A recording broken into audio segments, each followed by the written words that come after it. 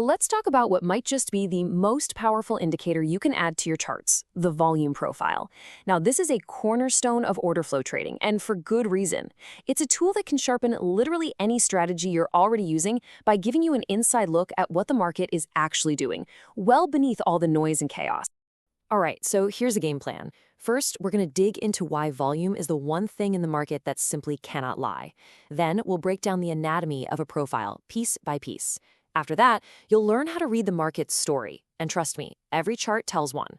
And finally, we'll get to the good stuff, some powerful trading setups you can start looking for today. So to really get why volume profiles are such a big deal, we kind of have to take a quick step back in time, to see how we got here and why the old tools just don't cut it anymore.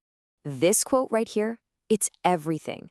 You see, traders used to live and die by the level 2 screen, which showed all the buy and sell orders.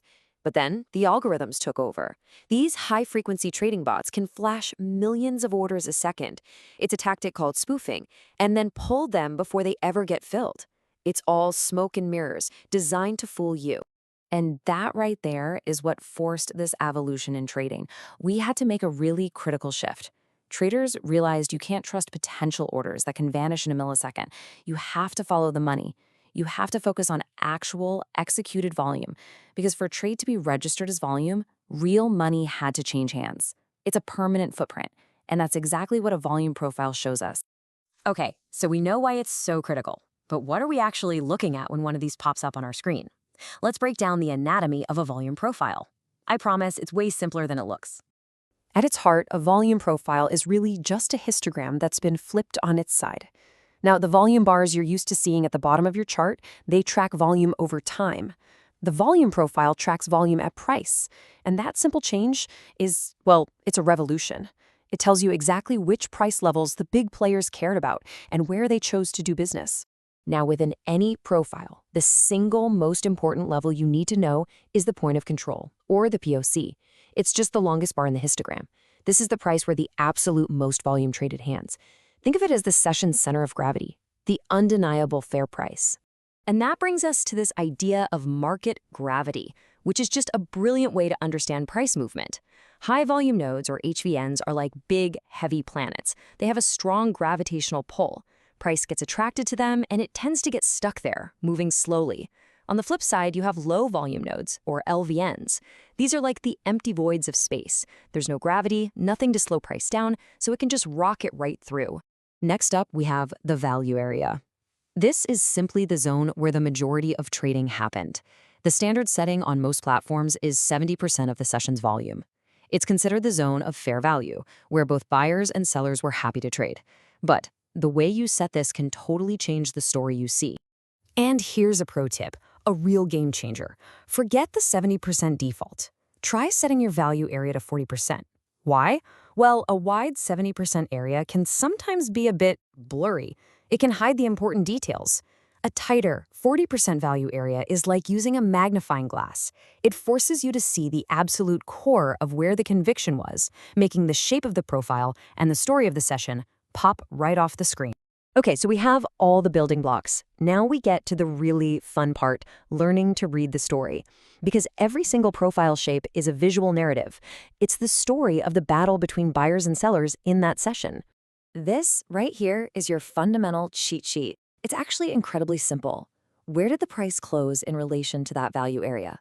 If it closed above, the bias is bullish. The buyers won. If it closed below, the bias is bearish. Sellers took control. And if it closes right inside the value area, it was a draw, a neutral session. Okay, now for two of the most powerful reversal patterns you can spot. First, a top-heavy profile. This is when price shoots up, but then just stalls. It stops and builds a big area of volume right near the highs. That is a massive red flag that buyers are getting exhausted. The exact opposite is a bottom-heavy profile. You get a huge sell-off, and then it just fizzles out and builds value at the lows. It's a sign that sellers are running out of gas. All right, pop quiz time. Take a look at this hourly profile. It just closed. Don't overthink it. What's your immediate read on the bias here? Is it bullish, bearish, or neutral? Go ahead, take a guess. If you said bearish, you nailed it. Price tried to push up, sure, but look where it closed. Clearly below that mean chunk of value. That tells us that by the end of the hour, sellers were the ones in charge. Okay, let's do one more.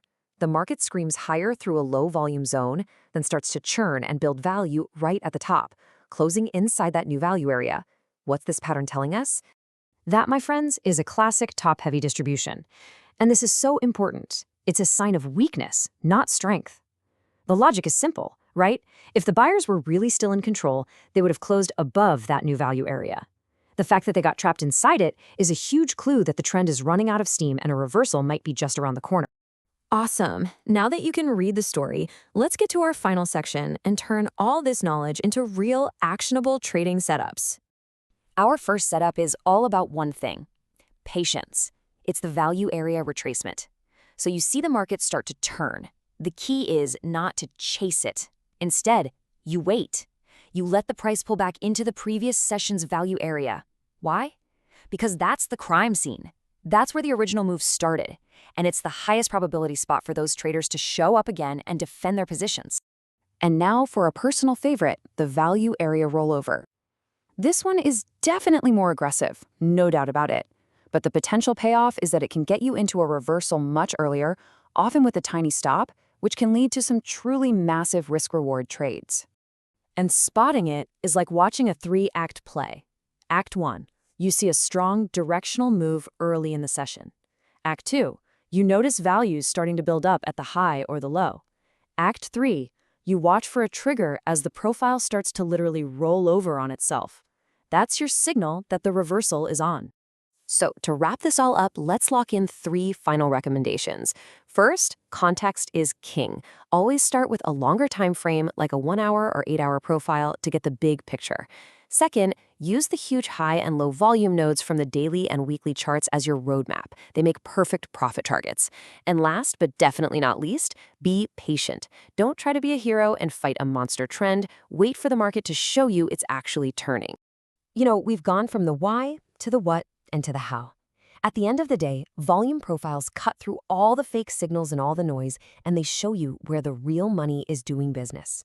They let you read the market's true story. So the only question left for you is, what's it telling you right now?